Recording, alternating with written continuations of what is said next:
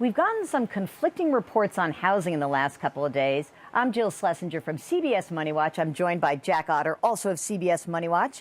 Jack, yesterday we found out pending home sales at 21-month highs. Today we find out that prices are at post-crisis lows. What is going on in the housing market? Well, I hate to be an optimist, Jill. I know it's scary and it pains me, but I think that the Case-Shiller numbers are really backwards looking, and that pending home sales could be a sign of good things to come. Because the problem with housing is that nobody sells a house on a dime. I mean, the stock market has doubled off of its lows in just 3 years. But with houses, people are really reluctant to sell them at the new price, which is much lower than the old price. And plus, it's not even something you can do easily. Plus, lots of people actually have to bring a check to the closing. It's very painful because their house is worth less than they owe the bank.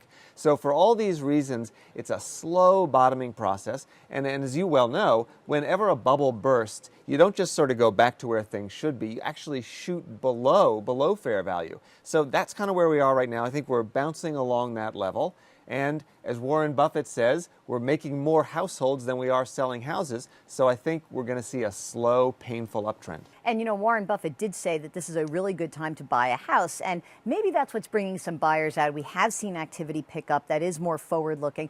I'm also sort of intrigued by the fact that rents are rising across the country, up almost 2.5% from a year ago. So we see that a lot of people are renting now because they're kind of freaked out about the housing market. But when you look at renting versus buying, in many places, buying is actually preferable. So who should go out and buy a house right now? That's a great question.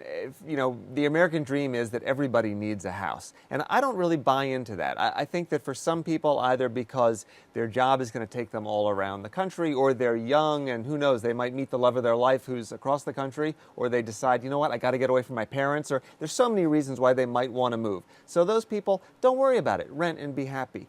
But from a purely financial perspective, I think buying is the better deal. I mean, first of all, a house is like a piggy bank that you live in. So obviously, by being forced to pay that mortgage off, you're essentially building up savings. But also, as you say, now that rents are going up and house prices are still dropping, the sort of price to sales, the rent versus buy ratio, they call it, is favoring buying right now. It actually is cheaper to own in many communities. So you have to qualify, you have to make sure you run your numbers, and you really have to do your research on the market that you're looking in. And that's, I think, the key part. And I would add one more thing. You have to know that you're going to be there for a while. Absolutely. Buying a house is not a good idea for a year or two. So here's the thing. I'm thinking that house prices doubled between 2000 and 2006. That's incredible. Right, doubled. Pause and think about that. Yeah. 2000 and 2006, They 7 doubled. years they doubled. What if we figure it's going to be 7 years of a recovery process that puts us into maybe 13 or 14 by the time we see prices start to increase?